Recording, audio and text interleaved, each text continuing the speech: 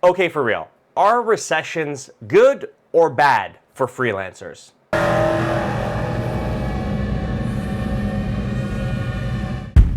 To start things off, you should know that I am not a financial analyst. Not at all. And this video should in no way be taken as financial advice.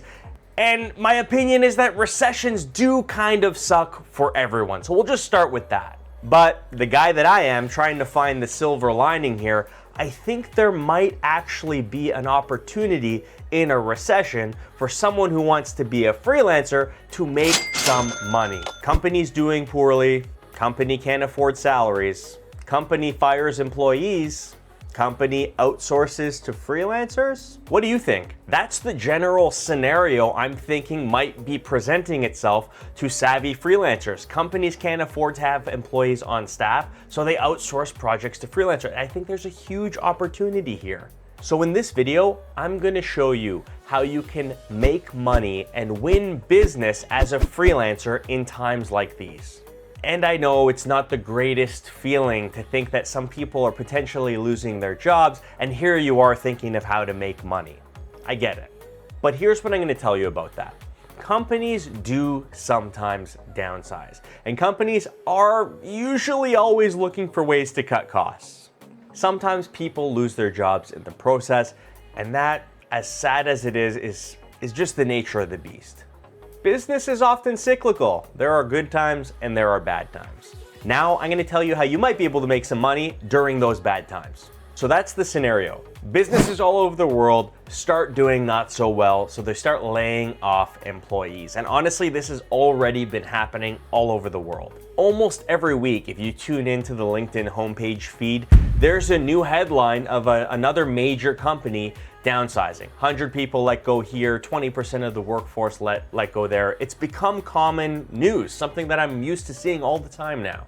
It sucks, but it's happening. This is also where your opportunity to make some money might be. So here are a couple ways you might be able to get hired or win a big project in this type of a situation. The first has to do with finding a company that has recently made some layoffs. Once you've identified a company like this, go and find the careers page on their website or the jobs page on their LinkedIn profile. Monitor these pages. If a job posting comes up post layoff, which does sometimes happen when they try to rebuild the team, you can do one of two things.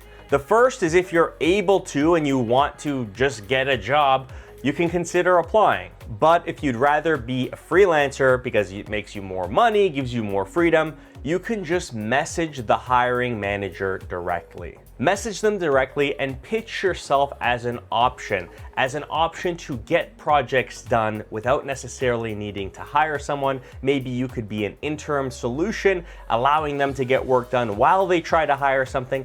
Pitch yourself, hype yourself up, see if there's an opportunity for you to get hired for that job that they have a posting for as a freelancer. The second way you might be able to get a job in a situation where a company's making layoffs is right when the layoff is made, contact the department head directly. Now, this is one where you have to be a little bit sensitive because odds are the person you're contacting probably had a hand or a role in the termination of these employees. So you don't want to be insensitive here. But you send them a message. In that message, I would acknowledge the layoff, express your understanding that it might be a difficult time to get the jobs they need to get done, and that if there's any way for you to help, you would be open to helping them in the interim as a freelancer if that's something they'd be open to. That's how I'd go about this. And honestly, I'd be a little bit direct. I'd say, hey, listen, I know this is terrible times. Layoffs are never good, but I've really wanted to work with your company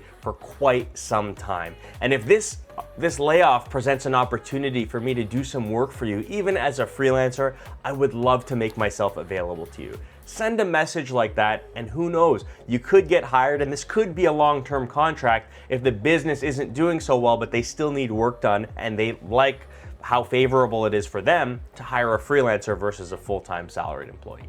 Give it a shot. The third way you can go about getting some business in times like these is a little bit more indirect, but if you notice a company's making layoffs, major layoffs for a particular type of role or job function, you could create a Fiverr or freelance gig on a site like Fiverr that caters to the job function that was lost in the layoff. And the idea here is the remaining employees or managers who work at this company, they've laid off all these people, but they still probably need to get work done. So, a lot of them might turn to a site like Fiverr to try to outsource work while they figure things out at the company. By being proactive and creating a gig tailored to the type of job function or skill set that has been lost in a recent round of layoffs, you might get some trickle-down traffic from business leaders who are looking to outsource this type of work post-layoff. Anyways, if you made it this far in the video, you'll know that this isn't that bleak of a video and it's not that crazy of a video. I don't think recessions are good by any means. They suck, they hurt everyone. But if you're a freelancer with a particular skill set, you can be strategic during a recession to make your skills available to companies, hiring managers, create Fiverr gigs in such a way where you might be able to fill the void that has been left by a mass layoff that could result in you making a pretty good amount of money. So let me know what you think in the comments of this video. Was this helpful? Was this inspiring? Has this given you a new lens or a new angle for how you're gonna go about winning freelance projects in the next year or so? Let me know down below. Thank you so much for watching. Until next time, cheers.